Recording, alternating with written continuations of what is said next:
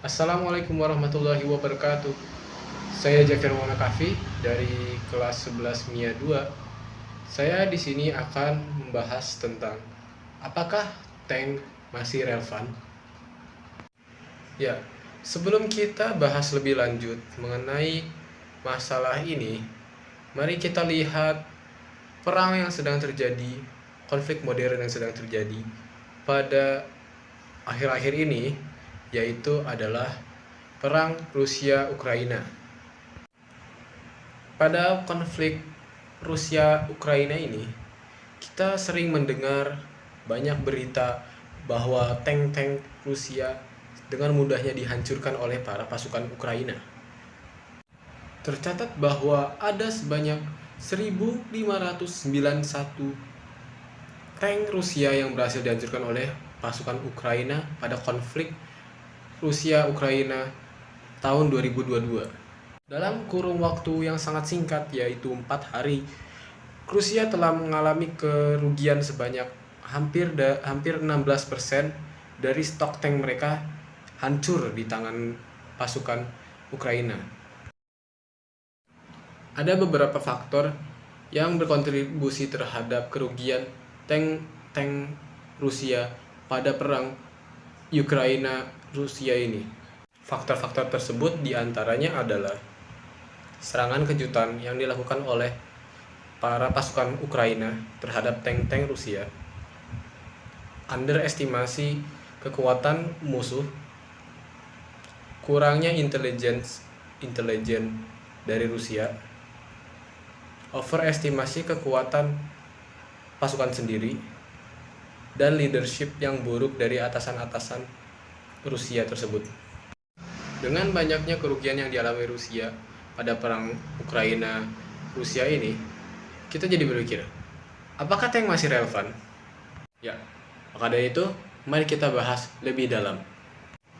Ada dua faktor yang dapat mengancam tank dalam konflik-konflik. Nah, yang pertama adalah hard factor, dan yang kedua adalah soft factor. Kita akan bahas hard factor yang pertama. Hard factors adalah faktor-faktor yang dapat menghancurkan tank secara langsung dalam suatu konflik. Nah, salah satunya adalah heat munitions atau ATGM, singkatan dari Anti-Tank Guided Missiles. Pertama-tama, mari kita bahas cara kerja ATGM ini. Nah, untuk contohnya kita akan ambil ATGM NLAW dari Inggris. ATGM NLAW ini adalah shoulder fired, yaitu ATGM yang dapat diluncurkan dari bahu seorang infanteri. Nah, ATGM ini dapat ditembakkan kepada target, yaitu tank, dalam dua mode, yaitu direct fire dan top attack mode. Dalam direct fire, infanteri akan membidik tank lalu menembakkan misil, di mana misil itu akan mengenai target tank tersebut secara langsung dari arah penembak. Sedangkan untuk top attack, misil akan dibidik ke arah tank seperti biasa oleh infanteri tersebut. Lalu misil ini akan terbang ke atas dahulu, baru mengenai tank yang dibidik tersebut, menarget atap dari sebuah tank tersebut. Mengapa atap? Karena atap tank adalah bagian tertipis atau paling mudah ditembus oleh segala sesuatu. Hard factor yang kedua adalah drone. Nah, drone ini cukup baru diimplementasikan dalam perang-perang modern. Drone ini dapat menyerang tank dari atas di mana tank tidak berdaya. Drone-drone ini akan menjatuhkan munisi-munisi mereka ke atas atap tank-tank tersebut, di mana munisi itu akan meledak dan menghancurkan atap dan mengenai kru-kru yang di dalamnya. Hard factor yang ketiga adalah mines atau ranjau. Ranjau dapat disembunyikan di dalam tanah dan sangat susah dideteksi oleh tank.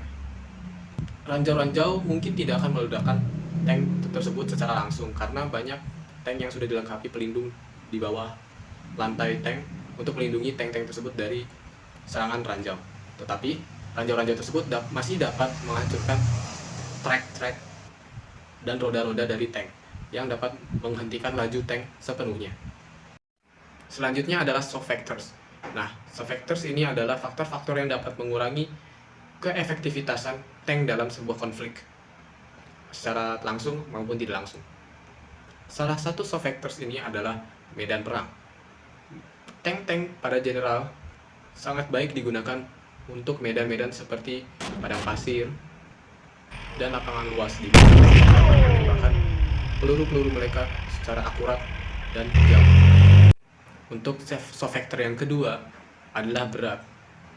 Tank harus memiliki berat yang cukup ringan untuk melewati jembatan-jembatan dari suatu negara agar dapat pindah dari satu lokasi ke lokasi lainnya. Pembatasan berat ini juga membatasi jumlah proteksi yang dapat ditambah pada tank. Semakin bagus proteksi tank, semakin berat pula tank tersebut. Semakin sedikit pula akses jembatan yang dapat dilewati oleh tank tersebut. Soft factor keempat adalah logistik. Nah, kita tahu juga bahwa tank menghabiskan bensin yang sangat banyak, dan tank butuh bensin untuk bergerak. Banyak kerugian tank dialami oleh negara-negara karena logistik yang terputus, di mana tank kehabisan bensin di tengah-tengah peperangan atau menuju perang, yang memaksa pasukan-pasukan tersebut meninggalkan tank karena tank tersebut tidak dapat beroperasi lagi. Dari faktor-faktor tersebut, kita bisa lihat bahwa tank tidaklah sekuat yang kita kira. Nah, jadi kita masih punya pertanyaan nih. Setelah argumen-argumen tersebut, apakah tank masih relevan? Ada beberapa argumen yang menyatakan bahwa tank masih relevan. Salah satunya adalah role tank dalam pertempuran belum bisa digantikan. Salah satu role dari tank adalah melindungi infanteri dengan armor tebalnya. Belum ada teknologi yang dapat melindungi infanteri yang dapat bergerak dengan cepat dan pada saat yang bersamaan dapat memberikan fire support yang besar. Nah, salah satu keunggulan tank adalah memiliki proteksi yang besar dan firepower yang besar. Firepower ini dapat digunakan untuk menghancurkan bunker-bunker saat penyergapan. Mungkin kita bisa berpikir bahwa artileri dapat melakukan hal yang sama, yaitu menghancurkan bunker-bunker. Tetapi artileri tidak memiliki mobilitas dan pertahanan yang sama yang dimiliki oleh tank. Jadi untuk saat ini belum ada pengganti dari tank tersebut. Kesimpulan dari penjelasan saya adalah tank masih relevan. Saya hanya ingin berkata bahwa sebaiknya jangan cepat-cepat lompat ke kesimpulan bahwa tank itu sudah tidak relevan, karena media-media menyorot tank-tank yang hancur di perang tidak berarti tank-tank sudah tidak relevan atau mudah hancur. Sekian dari saya. Wassalamualaikum warahmatullahi wabarakatuh.